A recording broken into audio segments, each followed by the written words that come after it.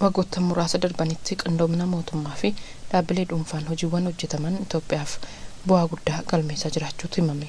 Kun ammoo damee oomishaa irratti poolisii mijataa uumameen Itoophiyaatti damee dinagdeen ifti mul'ataa jiraachuutu himama.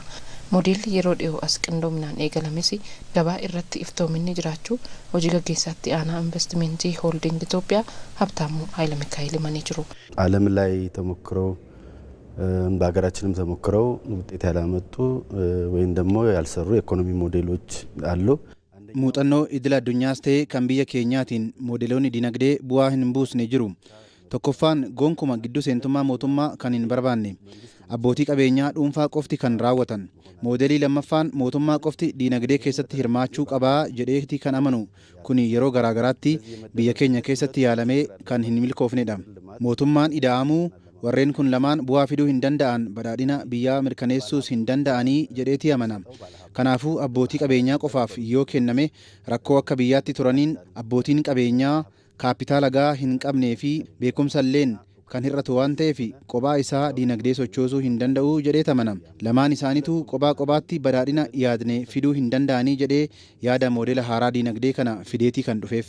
የመደመር መንግስት አዲሱን የኢኮኖሚ ሞዴል ለመተግበር የተነሳ ማለት qindoomina mootummaa fi dhaabbilee dhuunfaan modeelonni hojii akka babal'ataniifis deeggarsi poolisii damee dhuunfaan taasifamuun dhaabbileen dhuunfaa hedduun damee dinagdee irratti gahee isaanii akka bahatan taasisuunis himamee jira. አሁን በውስጥ ያለነው ያመረትን ያለነው ሰዎች ብቻ ሳይሆን አዳዲስም ከውጭ እንዲገቡ namoota oomishaa jirru qofa osoo hin taane kanneen haaraa ta'anis akka hojicha irratti hirmaataniif ni deeggarra amantaa jedhu qaba. Qindoominni dhaabbilee dhuunfaa fi mootummaa bu'aan waliin galmaa'eeraa kan jedhan ministeera muummee Abiy Ahmed qindoominni tarkaanfachiisaa dhibamuun ammoo modeelota dinagdee kan kasaarsisan ta'aa turus himaniiru.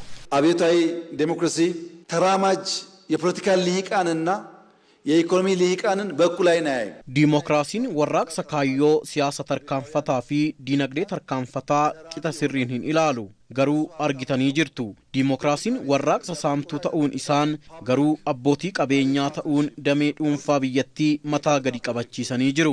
Dameen hawaasa dhaabbilee dhuunfaa Itoophiyaa keessatti piroojaktoota maaddii biyyaaf gorgoraa fi wancii hojjetaniiru.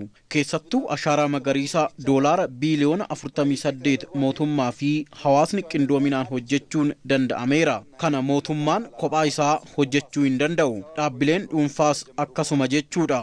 mootummaa fi ummatni faayidaa waloof waliif dhaabbatanii kan milkeessan.